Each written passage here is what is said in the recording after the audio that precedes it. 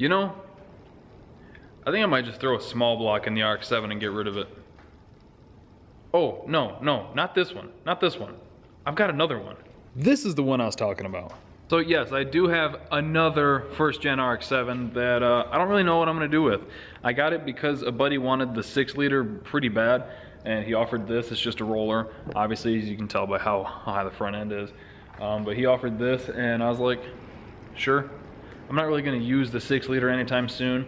This, I could probably just like get running and driving and flip. I don't know, might sell it to my buddy Justin, don't know. Brandon also kind of wants to buy it back. Again, not really sure what's happening with it. But it is in pretty good shape. The frame was fixed back here, like above the wheels. There's just a couple small rust holes that got patched and filled in. Honestly, I'm not worried about that at all. The paint could be cleaned up pretty well. It does look a little weird. I think it was right in here. The paint just looks kind of weird, like someone did a skim coat of something. I think what might have happened is when they took the moldings off, it could have like ripped the paint off here, so they touched it up. Because everywhere else looks fine, like it looks like factory paint. It's just that corner. So, you know, I don't know. Another thing that's weird about this one is they took the mirror off over here, and then this side, it doesn't look like there was ever a mirror here. Like, if for whatever reason they filled it in, they did a really good job, and then why didn't they fill in like these holes or the ones over there? Things that make you go, But yes, it is a first gen RX-7. This is a 1979, so this is an SA RX-7. James Brown over there is an FB. They're both first generation. It's just kind of split into two categories, I guess. This one's like pre-facelift, and the other one has like little updated things. So like the bumpers are different. The side molding I noticed is different because James Brown has like an integrated little side marker light here. And then the tail panel's all different. To be honest, I think I like the facelift version more, especially the tail panel. Like, don't get me wrong, that doesn't look bad. It doesn't look bad at all. But when you look at this, that looks way better, way more sleek. The bumper's kind of integrated into the body a little bit better. It has like the molding and stuff that goes with it. Those are just a couple of things that I noticed right off the bat. I don't have a plan for this car, like I said. My buddy Justin was interested in it. Brandon, the guy I got it from, kind of wants to buy it back because he doesn't know what the fuck he wants to do. Brandon, just build a car, dude. Just build a car. To be honest, I really like the red. I think it looks really good. Like, especially on camera, like right in here, that looks really, really good. So I'll just give you guys kind of like a quick little walk around to the car, and then I'll go over some of the things that I was thinking about doing. All the glass is good. The things that I like, first off, manual windows. I love manual windows. And it has a cage. This is a bolt together auto power cage, and it does have the door bars and everything.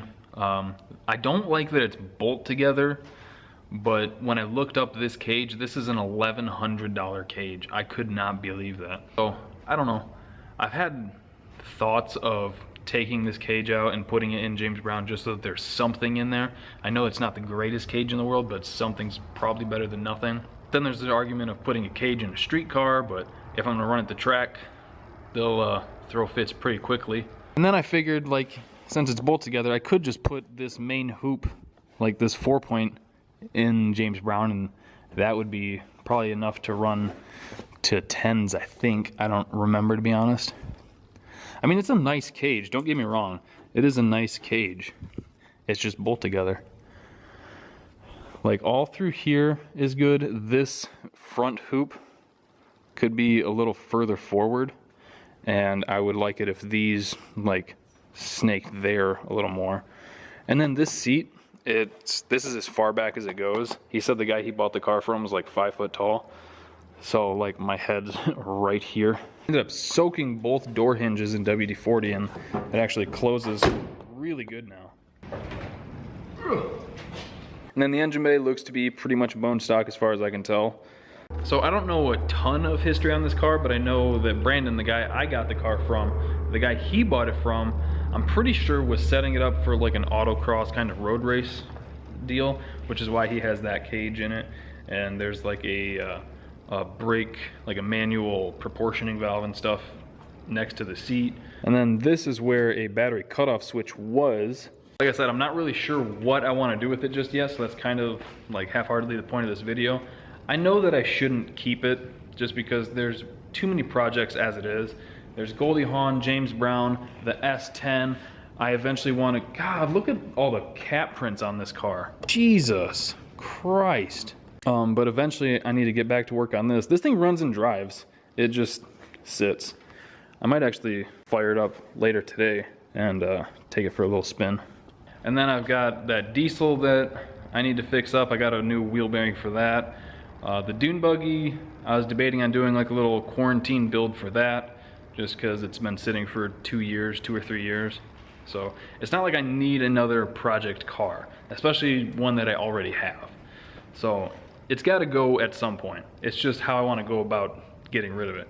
Like, do I just want to sell it as a roller the way it is for, I don't know, like $500 or $600? I briefly had the thought of taking everything from James Brown and putting in this just because I really like the red, but I really like James Brown.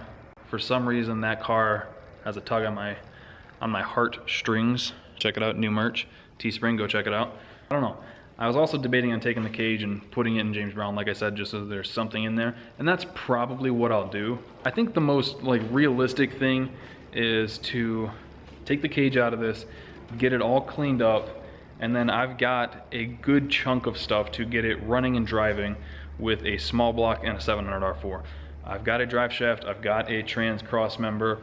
We have a couple small blocks that could be put back together. And let's be real, a bone stock small block making like 250 horsepower at the crank, it'll make this thing boogie pretty good. I know it did in James Brown when I had the small block in that thing. Plus, I've already got small block swap headers that are supposed to fit in it. Like, the only things I'd have to come up with are a radiator, some way to mount it, which I'd probably do like a front little motor plate, just like the little horseshoe ones that are like 60 bucks.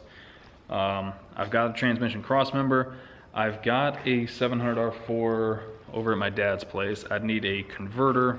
Pretty sure I've got a shifter laying around that would work. Wouldn't be shit to make a little exhaust system off that. So, I mean, really for like, let's say 700 bucks, we could get it running and driving and just have a fun little beat around RX-7. And then if I wanted to make it nice, I could get some carpet for it. I know that's not expensive because I bought some for James Brown that's been sitting in the trunk for 3 years.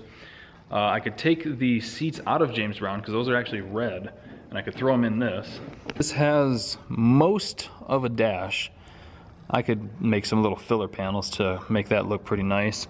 I think in the back here somewhere is the rest of the steering column, like cover. And then I don't know how much these cars are selling for with small blocks in them, running and driving turnkey, but I know I've seen them posted for 5,500 bucks. I wouldn't ask that much because I think that's way too much. I think it'd be more in like the 2,500 to 3,000 range, if I'm being honest. So there's a quick little walk around of the new RX-7. And I do really like this red. I'm kind of worried that I'm gonna have a hard time letting it go. But let me know in the comments what you guys think we should do with it, because I mean, no matter what happens, it'll probably end up on the channel. I'm really leaning towards just throwing spare parts at it, getting it running and driving, ripping the cage out of it, and maybe make a couple videos just having fun with it, maybe take it to the track just to see what it'll do. I would think with a pretty much stock small block in this thing, it could still go 13s on these little 13s.